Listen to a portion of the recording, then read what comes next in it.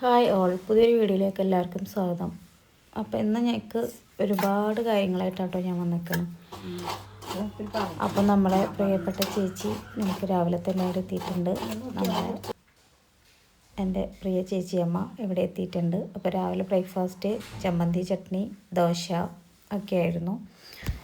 പിന്നെ മീൻകറി വെക്കുന്ന റെസിപ്പിയൊന്നും ഞാൻ എടുത്തില്ല. ഉച്ചയ്ക്ക് ലഞ്ച് മുരിങ്ങക്കായും ചെമ്മീനും മാങ്ങയും കൂടി കറിയാണ്. പിന്നെ കയ്പക്ക നല്ല പുളിയൊക്കെ ഒഴിച്ചിട്ട് നല്ല മുളകിട്ട് വെച്ചിട്ടുണ്ട്. അപ്പോൾ ഇതിൽ സബോള, തക്കാളി, ഇഞ്ചി, വെളുത്തുള്ളി, മുളകും പൊടി, മഞ്ഞൾപ്പൊടി ഒക്കെയാണ് ഇൻഗ്രീഡിയൻസ് വരുന്നത്. അപ്പോൾ വീട്ടിൽ മാവിൻ്റെ കൊമ്പ് മുറിഞ്ഞു വീണു. എന്നിട്ട് കുറേ മാങ്ങ കിട്ടിയിട്ടുണ്ടായിരുന്നു. അപ്പോൾ ഒരുപാട് വലിപ്പമുള്ള കുഞ്ഞു മാങ്ങകളാണ് കിട്ടിയത്. അപ്പോൾ അതെന്ത് ചെയ്യും എന്ന് ആലോചിച്ചിട്ട് ഒരു പിടുത്തം കിട്ടുന്നില്ല. അച്ചാർ ഉണ്ടാക്കാമെന്ന് വെച്ചാൽ ഇവിടെ അച്ചാർ വളരെ കൂടുതലാണ് മക്കൾ. അപ്പോൾ അത് കാരണം ഒരുപാട് ഉണ്ടാക്കി വെച്ചാൽ അവർ നന്നായി കഴിക്കും. അപ്പോൾ എന്ത് ചെയ്യുമെന്ന് ആലോചിച്ചപ്പോഴാണ് തോന്നുന്നത് ഉപ്പിലിട്ട് വെക്കുക. അങ്ങനെ ആകുമ്പോൾ ഒറ്റയടിക്ക് അവർ കഴിക്കൂലേ, എപ്പോഴെങ്കിലൊക്കെ ഒരെണ്ണമൊക്കെ എടുത്ത് കഴിക്കുള്ളൂ. അപ്പോൾ അങ്ങനെ വിചാരിച്ചിട്ട് തന്നെ ഞാൻ ഒരു വലിയൊരു ഭരണിയൊക്കെ എടുത്തുകൊണ്ട് എന്നിട്ട് അതിൽ ഓരോ മാങ്ങയും നന്നായി തുടച്ച് വൃത്തിയാക്കി ഇട്ടിട്ട് വെക്കാനുള്ള പരിപാടിയിലാണ്. സംശയം ചെയ്തിട്ട് എന്തിനാ ഇങ്ങനെ തുടച്ചുകൊണ്ടിരിക്കണേ, അപ്പൊ ഞാൻ പറഞ്ഞു തുടച്ചിട്ടില്ലെങ്കിൽ വെള്ളമാവില്ലേ, അപ്പൊ തുടച്ചിടാണ് നല്ലത്. അപ്പോൾ മാങ്ങയുടെ ചോണ നമ്മൾ ഉപ്പിലിടുന്ന കുപ്പിയിലായി കഴിഞ്ഞാൽ എന്താ പറയുക, പൂപ്പൽ വരില്ല എന്നുള്ളൊരു വിവരം എനിക്ക് അറിയാം. അപ്പോൾ അത് ഞാനിങ്ങനെ പറഞ്ഞു കൊടുക്കുന്നുണ്ട്. അപ്പോൾ അതാണ് അതിൽ ആളുടെ അടുത്ത് ഞാനിങ്ങനെ സംസാരിക്കുന്നത്. അപ്പോൾ അതിൽ ആൾ എനിക്ക് നന്നാക്കി തരുന്നുണ്ട്. അങ്ങനെ ഓരോരോ മാങ്ങകളായിട്ട് ഇങ്ങനെ തുടച്ച് ഇടുന്നുണ്ട് കേട്ടോ. അപ്പം മാങ്ങ ഒക്കെ നന്നായിട്ട് തുടച്ച് വൃത്തിയാക്കിയതിന് ശേഷം അതിൽ ഞാൻ ഒരു 4 വലിയ കപ്പ് വെള്ളം ഒഴിച്ച് കൊടുത്തിട്ടുണ്ട്. ഒരു 3 കയ്യിൽ ഉപ്പിട്ട് കൊടുത്തിട്ടുണ്ട്. ഒരു വലിയ ബോട്ടിൽ സോർക്ക അതിൽ ഒഴിച്ചിട്ടുണ്ട്. എന്നിട്ട് മാങ്ങ ഓരോന്നോരോന്നായിട്ട് അതിലിട്ട് കൊടുക്കുക. അപ്പോൾ അത് കണ്ടില്ലേ, അധികം വലിപ്പമുള്ള മാങ്ങയില്ല, കുഞ്ഞു മാങ്ങകളാണ്.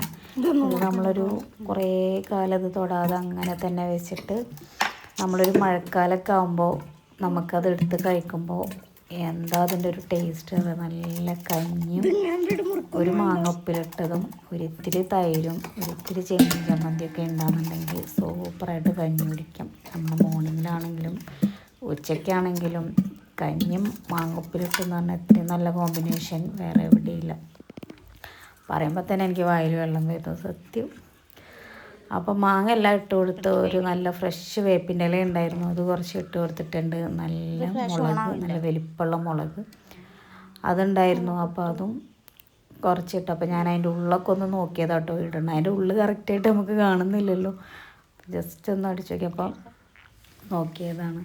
അപ്പോൾ മുളക് ഇട്ട് കൊടുത്തിട്ടുണ്ട്. ഇനി അടുത്തതായിട്ട് കൊടുക്കാനുള്ളത് വെളുത്തുള്ളിയാണ്. അപ്പോൾ നിങ്ങളറിയില്ല ഇതേപോലെ ഉപ്പിലിടുമ്പോൾ വെളുത്തുള്ളി ആഡ് ചെയ്ത് കൊടുക്കാറുണ്ടോ? ഉണ്ടെങ്കിൽ ഒന്ന് പറയണം കേട്ടോ. അപ്പോൾ വെളുത്തുള്ളി ആഡ് ചെയ്ത് കൊടുത്തിട്ടുണ്ട്. ഇനി കുറച്ചും കൂടി ഉപ്പ് അതിൻ്റെ മേലെ ഇട്ട് കൊടുക്കുക. എന്നിട്ട് നന്നായിട്ട് കവർ ചെയ്തിട്ട് കെട്ടിയിട്ട് എടുത്ത് വെച്ചാൽ ഉണ്ടല്ലോ എന്താ ടേസ്റ്റ് എന്നറിയാം.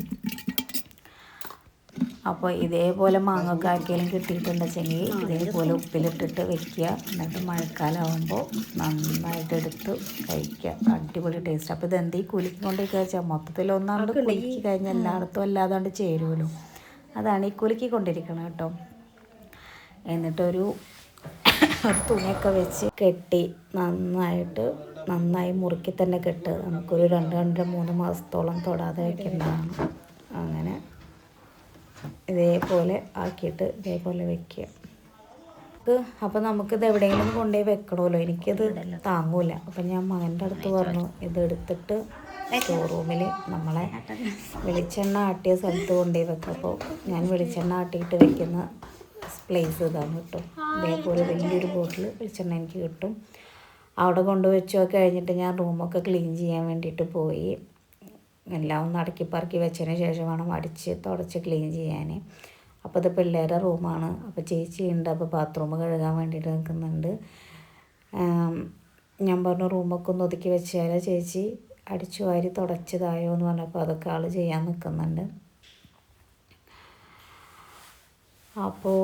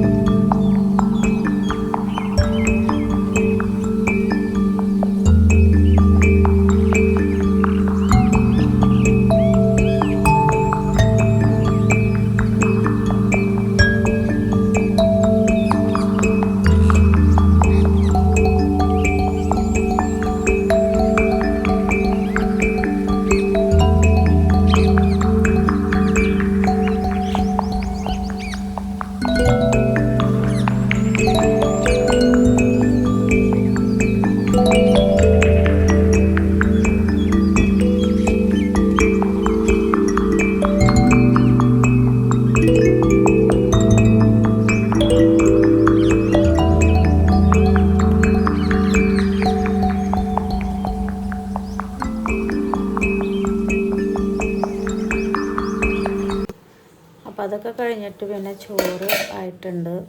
പിന്നെ ഞങ്ങൾക്ക് കറികൾ താളിച്ചെടുക്കണം. അപ്പോൾ മീൻകറി ഞാൻ ആദ്യം തന്നെ താളിച്ചെടുത്തിട്ടുണ്ട്.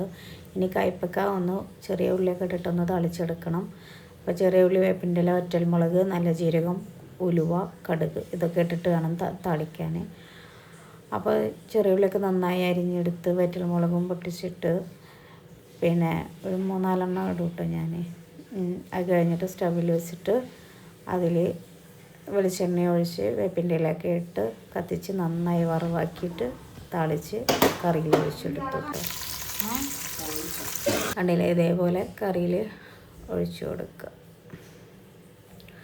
അപ്പോൾ നമ്മൾ കയ്പ്പക്ക മുളകിട്ട കറി അടിപൊളി ടേസ്റ്റ് കേട്ടോ. അപ്പോൾ ഇതേപോലെ വറവിട്ടാലും നല്ല ഫ്ലേവറാണ്. നല്ല ഉള്ളിയുടെയും മുളകിൻ്റെ ഒക്കെ നല്ല ഫ്ലേവറാണ്. അപ്പോൾ ചേച്ചി ഇതൊക്കെ കഴിഞ്ഞതിന് ശേഷം 5 മിനിറ്റ് റെസ്റ്റ് എടുക്കട്ടെ എന്ന് പറഞ്ഞിട്ട് റെസ്റ്റ് എടുക്കുന്നുണ്ട് ഇടയിൽ. അപ്പോൾ നമ്മളത് താളിച്ച് റെഡിയാക്കി വെച്ചിട്ടുണ്ട്. പിന്നെ എനിക്ക് അവിടെ ഒക്കെ ഒന്ന് ക്ലീൻ ചെയ്യാനുണ്ടായിരുന്നു.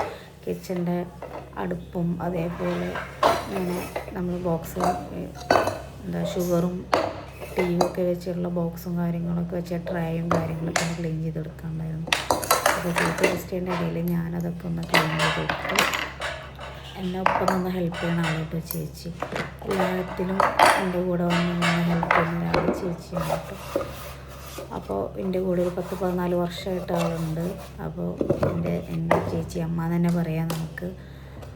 അപ്പോൾ എനിക്ക് എപ്പോഴും എല്ലാ ദിവസവും ഞാനെന്ത് ചെയ്യുന്ന അതിൻ്റെ ഒരു ഹെൽപ്പായിട്ട് ആൾ എൻ്റെ കൂടെ എന്നുമുണ്ട്. അപ്പോൾ അങ്ങനെ പിന്നെ ക്ലീനിങ്ങിലേക്ക് കിടക്കട്ടെ.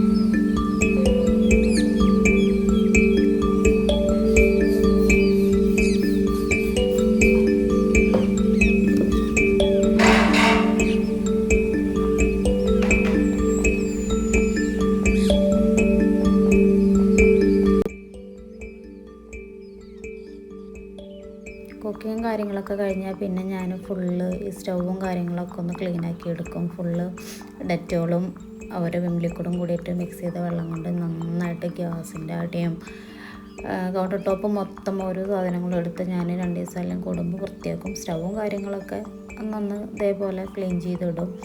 ക്ലീൻ ചെയ്തിട്ടിട്ട് നമുക്കതിങ്ങനെ കാണുമ്പോൾ ഭയങ്കര ഒരു സമാധാനമാണ്, ഭയങ്കര സന്തോഷമാണ്. പിന്നെ കിച്ചണിലേക്ക് വരുമ്പോൾ നല്ല നീറ്റ് ആൻഡ് ക്ലീനായി എടുക്കുമ്പോൾ തന്നെ നമുക്ക് ഒരു ഭയങ്കര ഒരു മനസ്സിൽ ഭയങ്കര സാറ്റിസ്ഫാക്ഷൻ വരും. നിങ്ങൾക്ക് ആർക്കെങ്കിലുമൊക്കെ ഇല്ലെങ്കിൽ നമ്മൾ ഒരുപാട് നല്ല എഫേർട്ട് എടുത്ത് നമ്മൾ ക്ലീൻ ചെയ്തിട്ട സ്ഥലം പിന്നെ നമുക്ക് വന്ന് കാണുമ്പോൾ നമുക്ക് നല്ലൊരു സന്തോഷം ഫീൽ ചെയ്യില്ലേ? ആ സന്തോഷമാണ് എനിക്ക് എപ്പോഴും.